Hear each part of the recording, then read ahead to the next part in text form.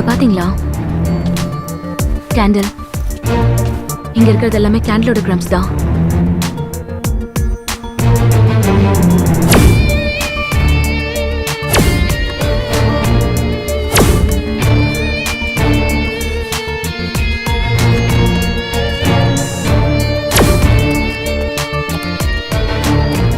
Hey, what here? Look at this.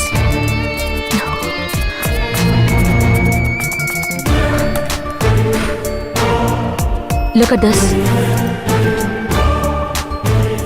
K-A-Y-A. ஒருவேளை கொலைகாரனோட பேரா இருக்குமா? Maybe. இருக்கலாம். Let's move. இது ஒரு பக்கா planned murder. கொலையாளி ஒண்ணு விடாம எல்லா எவிடன்ஸையும் அழிச்சிட்டு போயிருக்கான்.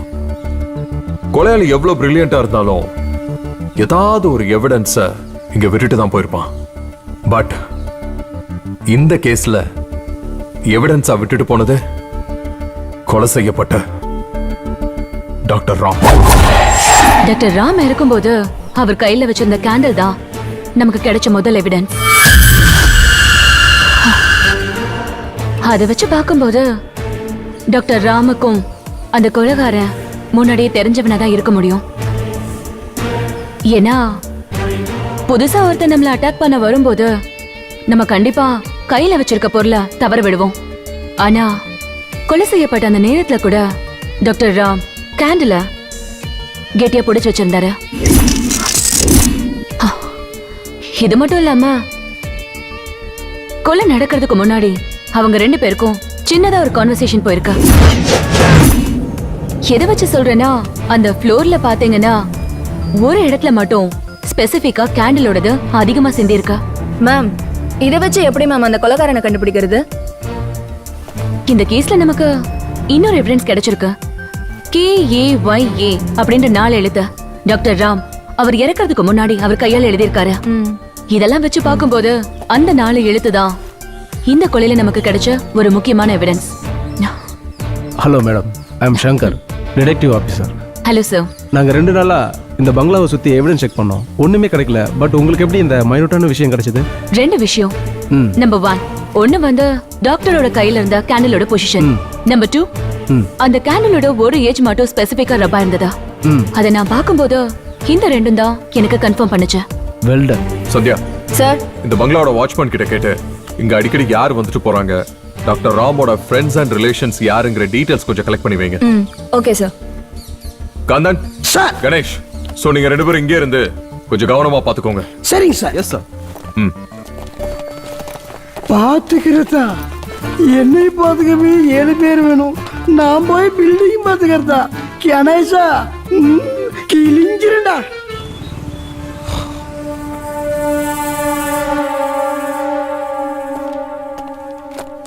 சார். காயத்ரி, இந்த கேஸ் விஷயமா முக்கியமான எவிடன்ஸ் எல்லாம் இந்த ஃபைல்ல இருக்கு. ஆமா சார். நாங்க பாத்துறங்க. Thank you. All the best. Thank you sir. Gayathri, கேர்ஃபுல்லா ஹேண்டில் பண்ணுங்க. கண்டிப்பா சார். சார், இந்த காயாங்கிற 4 லெட்டர் மட்டும் வச்சுக்கிட்டு எங்க இருந்து இந்த கேஸை ஸ்டார்ட் பண்றதுன்னு ரொம்ப குழப்பமா இருக்கு சார். இறந்தவருக்கும் இந்த எழுத்துக்கும் உள்ள கனெக்டிவிட்டியை நாம கண்டுபிடிச்சிட்டோம்னா கண்டிப்பா இந்த கேஸை ஈஸியா முடிச்சிடலாம் சார். இந்த கொலைக்கான மோட்டிவேஷன் தான் என்னன்னே தெரியல சார். ஆனா ஒண்ணு மட்டும் தெளிவா தெரியுது, நம்ம நினைச்சதை விட இந்த கேஸ் ரொம்ப விபரீதமா போக போகுது சார். அந்த டாக்டரோட ஃப்ரெண்ட்ஸோட டீடைல்ஸ் எல்லாம் கலெக்ட் பண்ணிட்டீங்களா? சார், நாங்க விசாரிச்ச வரைக்கும் தீனா, அறிவு, டேனியல் இவங்க 3 பேருமே டாக்டரோட க்ளோஸ் ஃப்ரெண்ட்ஸ் சார். சார், என்னோட கணிப்புப்படி பார்த்தா இந்த கொலைக்கும் அந்த 3 பேருக்கும் கண்டிப்பா சம்பந்தம் இருக்கலாம் சார். சமீப காலமா யாருமே அந்த பங்களாவுக்கு வர்றதே கிடையாதான் சார். இதை நான் அந்த வாட்ச்மேன் கிட்ட இருந்து கலெக்ட் பண்ணது சார். So something doubtful. ஆமா சார். அந்த வாட்ச்மேன் கிட்ட வேற ஏதாவது டீடைல்ஸ் கலெக்ட் பண்ணீங்களா? இல்ல சார், அவர்கிட்ட இருந்து வேற எதுவும் கலெக்ட் பண்ண முடியல சார். அந்த 3 பேர்ல சார் 2 பேரு Arivu, Daniel out of station sir. Deena number மட்டும் லோக்கல்ல 2 தடவை சுவிட்ச் ஆன் ஆகி ஆஃப் ஆயிருக்கு சார். பட் அவரை ரீச் பண்ண முடியல சார். இன்னும் சொல்ல போனா நாம தேடுற கொலையாளி டாக்டர் தீனாவா கூட இருக்கலாம் சார். சார், என்னையா? நம்ம காந்தம் ஃபோன் பண்ணார் சார். அந்த பங்களாவில் இன்னொரு கொலை நடந்திருக்கான் சார்.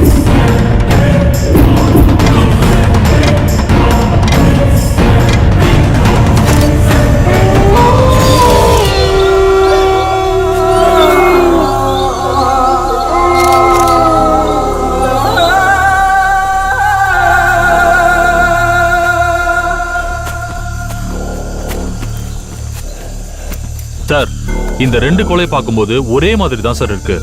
ஆனா 2வது நடந்த கொலை ஃபர்ஸ்ட் நடந்த கொலையை விட ரொம்ப கொடூரமா தாக்கப்பட்டு கொல்லப்பட்டிருக்கு சார். ஆனா தாக்கப்பட்டதுக்கு உண்டான எந்த எவிடன்ஸுமே இது வரைக்கும் கிடைக்கல சார். ஏயா இவ்வளோ பெரிய இன்சிடென்ட் நடந்திருக்கு, எங்கேயா போய் தொலைஞ்ச? சார் நீங்க கேட்கறது நியாயம்தாங்க சார். பட் நான் என்ன செஞ்சேங்கிறது கேட்டீங்கன்னா அப்படியே அவார்டு தூக்கி கொடுத்துருவீங்க சார். ஸோ இங்க நடக்கிற கொலைகளுக்கெல்லாம் இந்த 4 மூதேவி தான் சார் காரணம். இவனுங்களாம் தப்பிக்கவே பார்த்தானு சார். நம்ம எப்படா தப்பிக்க பார்த்தோம்? நான் என்னுடைய பருந்து பார்வையில இவனுங்கெல்லாம் லபக்கு லபக்கு லபக்குன்னு பிடிச்சி கட்டி போட்டு வச்சுக்கிறேன் சார். இவனுங்களை அவுத்துடியா? சார் யோ அவுத்துடியாங்கிறேன். கணேசா அவுத்துடு.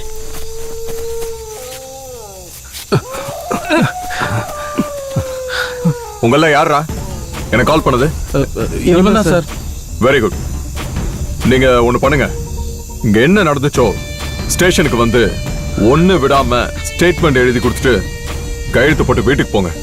சார் சார் ஸ்டேஷன்லாம் வேணாம் சார். சார் ப்ளீஸ் சார் எங்களுக்கு தம்பி, விட்டுருங்க சார். இதெல்லாம் சின்னதா ஒரு ஃபார்மாலிட்டிக்கு தான். ஸ்டேஷனுக்கு வந்து எழுதி கொடுத்துட்டு வீட்டுக்கு போங்க. சார் சார் இங்கே விட்டுருங்க சார். வீட்டுக்கு தெரிஞ்சா பெரிய பிரச்சனை ஆயிடும் சார். ப்ளீஸ் சொன்னா கேட்க மாட்டீங்களா? யோ, இழுத்துட்டு போங்க.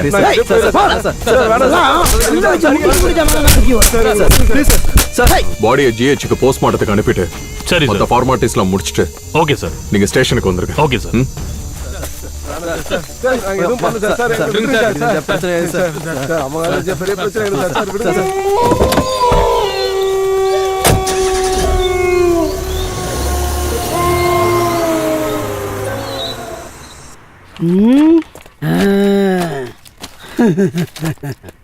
ப்ரமோஷன் கன்ஃபார்ம்டா காந்தா. அப்படியே எஸ்ஐ ஆயிருவ சார்.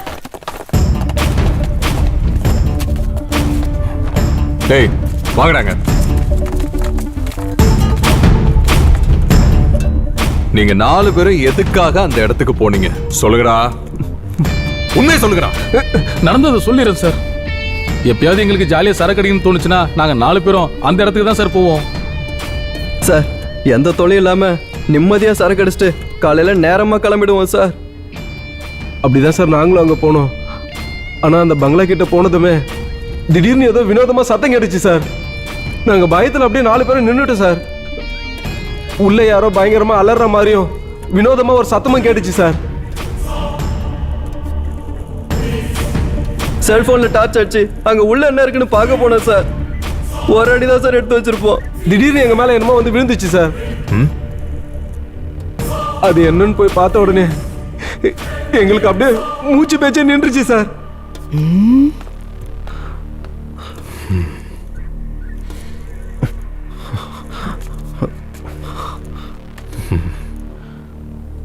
என்னங்கடா கதையா சொல்றீங்க?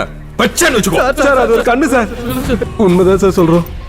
தோண்டப்பட்ட கண்ணு எங்க மேல ரத்தத்தோட வந்து விழுந்துச்சு சார். இது கண்ணா? சார் ஒரு உருவம் ஒருத்தனை கீழே தள்ளிட்டு ஒரு கோடாரியில கொடூரமா அடிச்சு கொண்டுகிட்டு இருந்தது சார். சார் இருட்டில் அது என்னன்னு தெரியாம அது மேலே லைட் அடிச்சு பார்த்தோம் சார். சார் அது வெளிச்சம் பட்ட உடனே அந்த உருவம் வேகமா எங்களை நோக்கி வந்துச்சு சார். நாங்க பயத்துல என்ன பண்றதுன்னு தெரியாம ஓட ஆரம்பிச்சிட்டோம் சார். அந்த உருவம் எங்களையும் தாண்டி ஓடி மறைஞ்சிருச்சு சார். என்ன பண்றதுன்னே தெரியாம தான் உங்களுக்கு கால் பண்ண சார். யோ ஏட்டே சார். இந்த 4 பேருக்கிட்டையும் சரிங்க சார். டீடைல்ஸ் வாங்கிட்டு ஓகே சார். லாக்அப்ல தூக்கி போடு. Okay sir. சார் அதான் எல்லாம் உண்மையை சொல்லிட்டல சார். கொலைக்கு எங்களுக்கு எந்த சம்பந்தமும் இல்ல சார். சார் சார் சார் எங்களை விட்டுருங்க சார். நாங்க எதுவும் பண்ணல சார். சார் அடிக்காதீங்க சார். சார்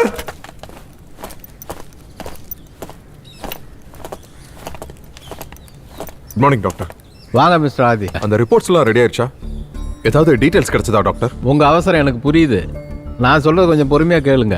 சொல்லுங்க டாக்டர். ரிப்போர்ட்ஸ் எல்லாம் பார்த்தா 2 கொலையுமே ஒரே மாதிரி தான் இருக்கு. நமக்கு முக்கியமான ஒரு தடயம் கிடைச்சிருக்கு. அது என்ன தடயம் டாக்டர்? இறந்து போன 2 பேர்த்தோடைய உடம்புல இருந்து எடுக்கப்பட்ட பிளட் சாம்பிளும் அவங்க கழுத்துல இருந்து எடுக்கப்பட்ட பிளட் சாம்பிளும் 2ம் வேற வேறையா இருக்கு. என்ன டாக்டர் சொல்றீங்க?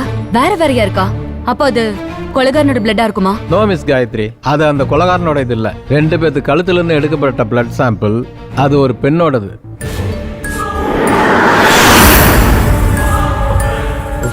ஒரே குழப்பமா இருக்கு டாக்டர். அப்ப கொலையாளி ஒரு பெண்ணா? 100% வாய்ப்பே இல்லாது. இந்த பிளட் ஒரு எரிக்கப்பட்ட பெண்ணோட பிளட் தாங்கிறது தெளிவா தெரியுது. இன்னொரு அதிர்ச்சியான விஷயம் என்னன்னா இந்த ஏஜ் ஆஃப் பிளட் சாம்பிள் வந்து ஒரு 6 மாசம் இருக்கிறதுக்கு வாய்ப்பு இருக்கு. இந்த கொலையை ஒரு பெண் செய்ய வாய்ப்பே இல்லை. பட் இந்த கேஸில் டாக்டர் தீனாவுடைய பாடியில் இருக்கிற காயங்களை நம்ம பார்க்கும்போது டாக்டர் ராமோடைய பாடி இருக்கிற காயங்களை விட கொடூரமானதாக இருக்கு. புத்திரியா இந்த கொலைகாரன் எரிக்கப்பட்ட பெண்ணோட உறவுக்காரனா இருக்கலாம். அப்படி இல்லைன்னா இந்த கேஸை டைவர்ட் பண்ணுறதுக்காக இந்த மெத்தடை யூஸ் பண்ணியிருக்கலாம். என்ன டாக்டர் சொல்றீங்க? நீங்க சொல்ற ஒவ்வொரு விஷயமும் ஷாக்கிங்கா இருக்கு, அதே நேரத்துல ரொம்ப ஆச்சரியமாவும் இருக்கா? எஸ் மிஸ் காயத்ரி, இந்த கேஸ் எங்களுக்கும் ஒரு பெரிய சேலஞ்சிங்காக தான் இருக்குது. நாங்கள் இந்த கேஸ் விஷயமா எங்கள் மெடிக்கல் அசோசியேஷனில் ஒரு மீட்டிங் ஒன்று கன்வீன் பண்ணியிருக்கோம். அந்த மீட்டிங் முடிஞ்சால் தான் ஒரு கன்க்ளூஷனுக்கே வர முடியும். டாக்டர், நீங்கள் என்ன சொல்ல வரீங்கிறது எனக்கு புரியுது. பட் அந்த ஆர்கன்ஸ் சாம்பிள் நாங்கள் அனுப்பியிருக்கோம். அதோட ரிசல்ட் வந்த பிற்பாடு தான் அதில் என்ன நடந்திருக்குங்கிறதே நாங்கள் சொல்ல முடியும். அது வரைக்கும் நீங்கள் வெயிட் பண்ணி தான் ஆகணும். இந்த கேஸ்ல எங்களுக்கு சில சந்தேகங்கள் இருக்கு டாக்டர். எஸ் டாக்டர், இந்த கேஸ்ல எங்களுக்கு நிறைய டவுட்ஸ் இருக்கா. சொல்லுங்க. கொலைகாரர் 2 பேரையும் கொலை பண்றதுக்கு ஏன் அப்படி ஒரு மெத்தடை பயன்படுத்தணும்? அதுவும் யாரையோ கொன்னு எரிச்சு அந்த ரத்தத்தை எடுத்து பதப்படுத்தி அதை ஏன் யூஸ் பண்ணணும்? ஒருவேளை கொலைகாரன் சைக்கோவா இருப்பானா டாக்டர்? அப்படி இல்லை. ஒரு சைக்கோ கொலை பண்ணா ஒரே மாதிரி மெத்தடில் தான் கொலை பண்ணுவான்.